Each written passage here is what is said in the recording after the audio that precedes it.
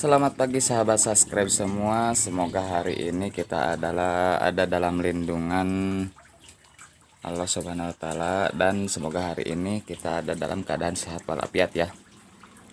Baiklah sahabat subscribe, kita akan melihat perkembangan cacing sutra yang saya riset video-video sebelumnya ya. Dan kali ini saya akan memberitahukan kekurangan atau kelemahan dari rak sistem spiral ini yang memang penerapannya tanpa tanah. Nah, ini bukan tanah sahabat, bisa dilihat ini hanya lumpur dari lele di bawahnya ya, karena memang disedot airnya. Nah, ini penyedotnya disedot dari bawah untuk ikan lele ya. Nah, ini ikan lelenya. Ini kekurangannya sebetulnya hanya sedikit ya. Perkembangan cacing sutra cukup bagus, bisa dilihat oleh teman-teman, bisa dilihat tuh. Cuma ada kelemahannya. Kelemahannya yaitu si cacing sutra ini ketika kita ngasih pakan terlalu banyak ya, dalam artian kita ingin buru-buru ngasih pakan ya, jadi sedikit kebanyakan, ini akan meluap. Si cacing sutranya terbawa oleh pakan ampas tahu tersebut ya, yang sebelumnya sudah saya posting video pemberian pakannya ya. Nah, ini akan meluap dan terbawa terus arusnya ke sana ya, terbawa hingga banyak yang cacing sutra yang terbuang ke sini. Nah, maka dari itu saya akan memperbaiki kekurangan. Kita akan coba memperbaiki kekurangan dari kelemahan budidaya dengan tanpa lumpur ini. Nah, salah satunya yaitu kan ini tidak memakai lumpur ya sahabat. Jadi si cacing itu tidak bisa mengondisikan dirinya ketika arus terlalu besar atau ketika pakan meluap. Jadi ikut meluap, ikut terbawa arus. Oleh karena itu saya berencana akan memberi jaring di sini, atau disebut juga polinet ya.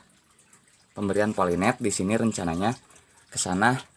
Terus kita akan setarakan dengan permukaan air biar nanti si cacing bisa menggenggam di sini, mencengkram ke lubang-lubang jaring tersebut, tapi tidak semua, hanya bagian yang tidak akan dipanen. Jadi sebetulnya saya memanen itu tidak semua dipanen, hanya sebagian saja, yaitu rak paling bawah sekali, ini rak kedua dan rak ketiga sebelah sana.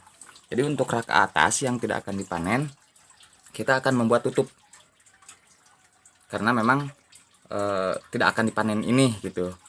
Jadi untuk pemanenan nanti si cacing yang hanya meluap dari atas saja ketika penuh gitu. Jadi kita bisa panen kontinu setiap hari. Untuk perkembangan cacingnya sendiri itu cukup bagus sahabat. Nah, ini bisa dilihat tidak ada masalah sebetulnya. Nah, tidak ada masalah untuk perkembangan cacing sutranya. Permasalahannya cuma hanya saja si cacing terbawa arus. Bisa dilihat ini dulu saya memakai jaring. Bisa dilihat yang memakai jaring itu sangat-sangat bagus. Sangat-sangat bagus. Tapi sayangnya jaring yang dulu kita pasang tidak dipaku ya. Tuh, bisa dilihat perkembangannya. Cukup bagus sekali. Cukup bagus. Nah, ini bisa dilihat ya. Cuma memang ada kekurangannya. Dan sahabat subscribe sendiri bisa lihat sendiri hasil riset saya ya. Tuh, perkembangannya cukup memuaskan. Jadi kenapa disebut kekurangan ketika cacing terbawa arus ya, karena memang si cacing itu kondisinya selalu terbawa arus itu selalu terganggu ya, untuk pertumbuhannya, perkembangbiakannya terganggu, jadi tidak maksimal. Nah, ini bisa dilihat, ini rak paling atasnya ya, tuh bisa dilihat bagus kan. Cuma menurut saya ini belum maksimal, karena saya targetkan ini semua tertutup semua oleh cacing ya, hingga memerah. Ini tidak ada arus, kelihatan arus air atau pakan-pakan yang tidak termakan gitu. Jadi saya targetkan ini semua tertutup hingga membentuk seperti kain ya, kain merah. Oke, pantau terus ya. Kita akan coba membuat tutupnya. Bagaimana caranya? Ikuti terus, pantau terus.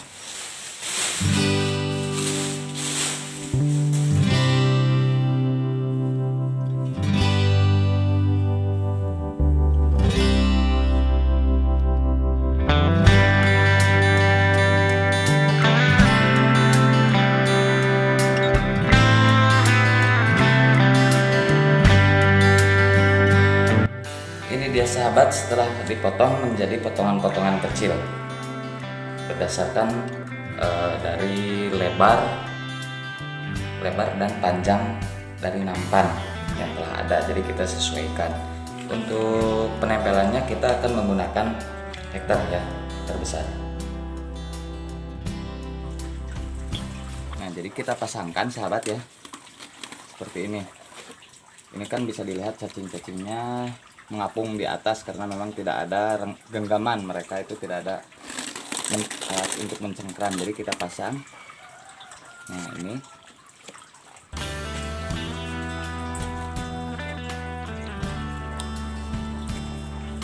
lalu kita akan paku dengan menggunakan heater.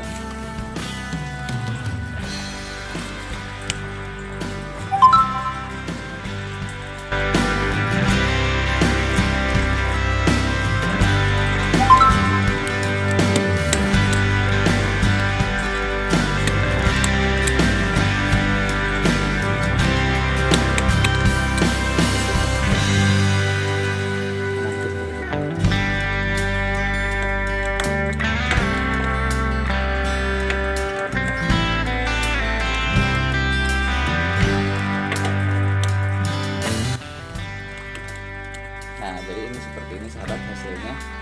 Nanti kita akan pantau perkembangannya ya, apakah akan berhasil, cacing akan benar-benar menggenggam atau tidak ya. Di sini kita targetkan ini semua tertutup oleh cacing seperti kain. Targetkan seperti itu. Nah, untuk pemanenan nanti kita akan melakukan hanya di bawah saja ya. Nah, jadi sahabat, seperti ini hasilnya. Kita akan memantau perkembangan per minggunya ya. Per minggunya akan kita pantau, bisa dilihat. Nah, jadi seperti itu. Dan bisa sahabat lihat cacing langsung bergerombol di sini ya. Dia beradaptasi dengan lingkungannya. Nah, ini baru 15 menit. Si cacing sudah ada di sini ya. Tuh, bisa dilihat sahabat. Kurang lebih baru 15 menit. Bahkan mungkin belum ya, sudah mengondisikan dirinya ya untuk mencengkram ini si jaring polinet ini ya. Oke, kita akan pantau apakah ini berhasil. Kita tidak akan lama ya. Kita akan memantau tiap hari dalam tempo waktu mungkin 10 atau 1 minggu ya. 10 hari atau 1 minggu, kita lihat aja ya. Dan kita akan menyisakan 2 lantai, yang ini dan yang terakhir di bawah. Ini khusus untuk panen. Jadi yang nanti kalau yang memakai jaring tidak akan kita panen. Halo sahabat, ini pemantauan sekarang hasil dari usaha kita untuk pemakaian jaring ya. Ini dia hasilnya. Alhamdulillah cukup memuaskan ya, bisa dilihat oleh sahabat semua. Walaupun belum maksimal sepenuhnya, tapi usaha kita untuk mencegah cacing supaya tidak terbawa arus cukup berhasil. Sahabat bisa lihat sendiri. Nah, ini dia cacingnya, cukup bagus ya, cukup bisa diam di tempatnya dan berkembang biak dengan bagus ya sahabat. Nah, ini lantai bawahnya ya, bisa dilihat teman-teman. Tuh, Jadi memang pemakaian rak cacing sutra ini bukan tanpa kendala, jadi harus kita menggalinya sendiri, kendala-kendala dan permasalahan yang ada di dalam perjalanan pembuatan pembudidayaan cacing, maksud saya pembudidayaan cacing. Nah ini dia sahabat ya, bisa lihat sendiri. Saya targetkan untuk ini semua tertutup penuh seperti ini ya cacingnya. Mudah-mudahan bisa tercapai ke depannya nanti. Ini lantai bawahnya, bisa dilihat.